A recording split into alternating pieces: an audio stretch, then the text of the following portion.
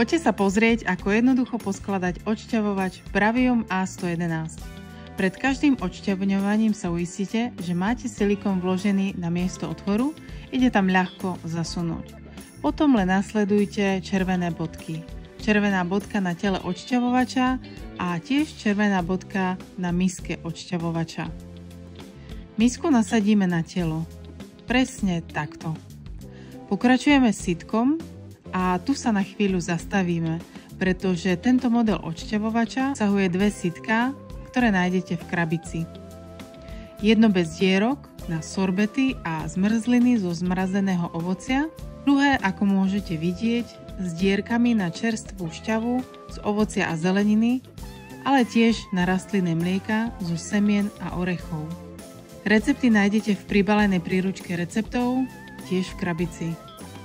Pokračujeme so sitkom, kde červenú bodku sitka nasadíme k červenej bodke misy odšťavňovača. Všetko by malo ísť jednoducho a zapadnúť do seba. A prichádza na rád srdce odšťavovača, a to je samotný hriadeľ alebo ľudovo povedané šnek, pretože jeho pomalým slimáčím, teda po česky šnečím pohybom drtí, čo je potreba. Ten tam vložíme a uistíme sa, že tam pevne sedí. Šnek už nemusíte točiť do žiadnej strany. Na vrchnej časti je spredu nakreslená šípka. Doľava zatvoriť, doprava otvoriť. A podľa toho postupujeme. Položíme na odšťavňovač a jemne zatiahneme doľava. Odšťavovač sa spustí len v prípade, že je dobre poskladaný. To budete poznať. Jednoduché ovládanie gombíkom ON, teda spustiť, 0, teda vypnúť, alebo dole, písmeno R, spätný chod. Ten použijete, ak by sa vám pri odšťavovaní nejaké ovocie alebo zelenina zasekli a potrebovali ste, aby sa z oblasti šneku dostal viac do hrdla odšťavovača. Potom môžete znovu spustiť klasický chod, teda ON.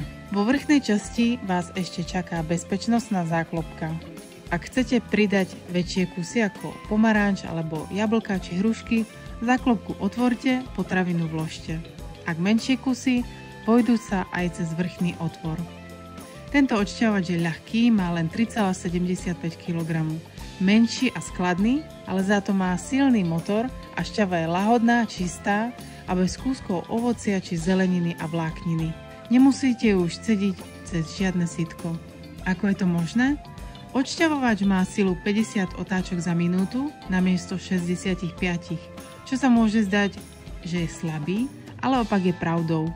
Ovocie a zeleninu síce chrúme pomalšie, ale v tom je jeho precíznosť a z potravín dostane maximum vody a teda drť vychádza suchá.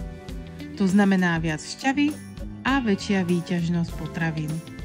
Pozrite sa na ďalšie video na našom YouTube a zistite, čo všetko zvládne odšťaviť odšťavovač Bravium A111.